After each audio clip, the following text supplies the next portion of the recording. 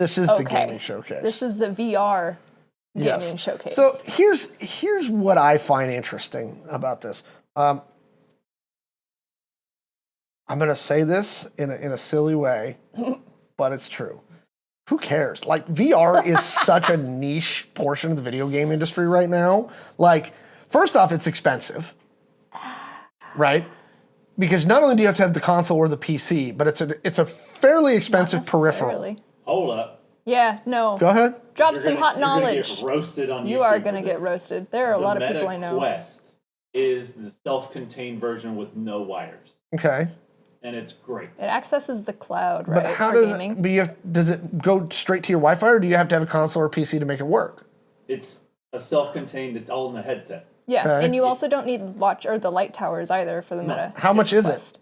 300. Yeah. Okay. Natal just It's just like confirmed. buying a Switch. Like if you could spend the amount of money on a Switch and have VR games. Yeah. Beat Saber's on it. It's great. Yeah. Ragnarok as well. I'm asking, like, also, it doesn't seem like it's got good market foothold right now.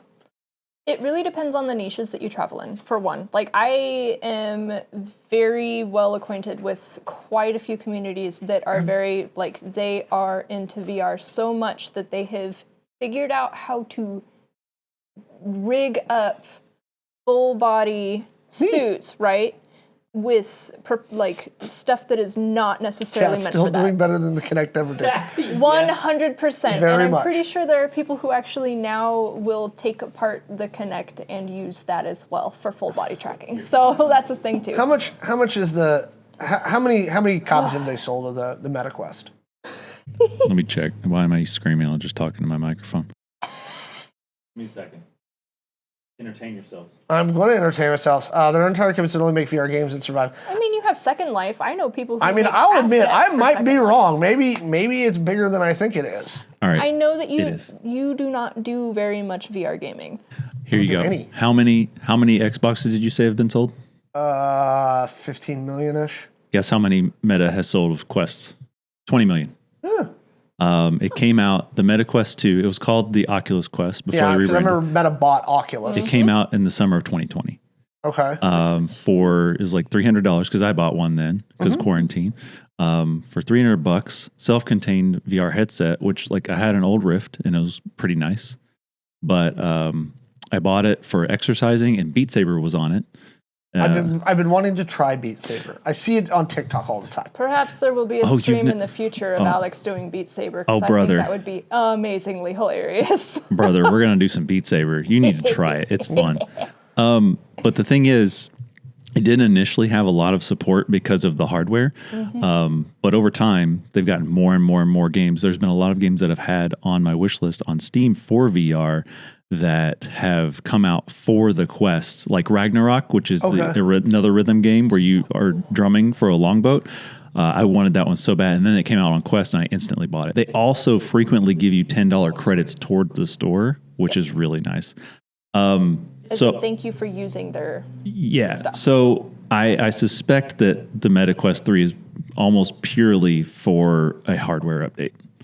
Because it's low poly, everything has to be low poly and like low res textures, but it's really good. And I'm telling you, you wouldn't think that having no wires would be worth buying another VR headset, but having no wires is amazing. Oh no, that's one of the things. Like the wire thing is one of the reasons I never bought one. You should look into it. And have they fixed the motion sickness issue that they have with VR? It depends on the game. no, that's true. A lot of it is due to the way that they navigate. There are some games, like if you're going to try and play like a first-person shooter or a Dead Space or whatever, you're still going to have to point at the floor and move that way because you will get sick. However, there are quite a few games now that have worked around that vertigo and have made it a lot easier for you to play without being sick. Do you want to hear a story about how enthralling it is? I'm going to pop up my camera here. Yeah. Woo! Okay. Are you going to talk about your... Yeah, I'm on story time.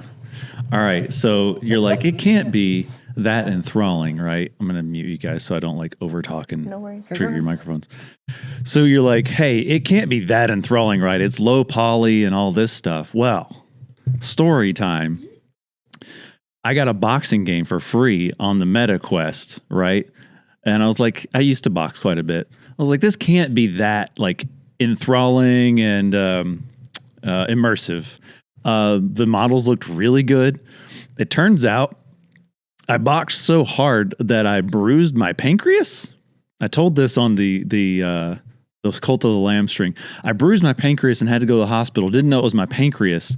Had elevated white blood cell levels and pancreatic enzymes. And they were like, this could, I won't tell you what it is.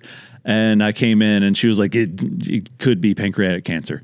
So I boxed so hard and so because it was so convincing that I bruised my effing pancreas and had a cancer scare for a week and could only eat vegetables. It's good. It's good. So there you go. Yeah, I'm looking at this stuff right now because I haven't followed it very closely. And apparently Meta saying their biggest issue right now is retention. They've sold nearly 20 million, but apparently their retention numbers are not very good. Yeah. They can't keep people playing. It's a niche thing. It is very much a niche thing. There's also like, it depends on the games you want to play too, right? Yeah. Like I know one of our friends, Joe, actually plays like hours upon hours of Star Wars Squadrons in VR. That was actually one of the only reasons I was going to buy a VR headset was for Star Wars Squadrons because I love that game. Yeah. Probably worth it. Ace plays Phasmophobia exclusively in VR. That sounds awful. Terrifying. Probably is. 20 million copies though. It's coming out with a third one. Yeah. They would probably have previewed it in E3, but E3's So nothing. this brings me to another question. Then why can't they get the metaverse off the ground if they've got this much? Have you ever gone into of an install base? Have you ever gone into VR Chat or Second Life? I've been in Second Life. Okay, so why do we need? Okay, Metaverse. Second Life was really popular. Yes. Still is. Still is. Like we have friends that make assets for it, and they make a living off of this. Basically, Metaverse tried to come into this niche, right, with two places that have already been so well established and so well taken care of with VR Chat and Second Life. So they were trying to fill a need that wasn't there, basically, and they were doing it poorly as well. And also trying to encourage people to go to their in-office meetings in Metaverse, which I don't know if you've ever been in like you said you've been in Second Life.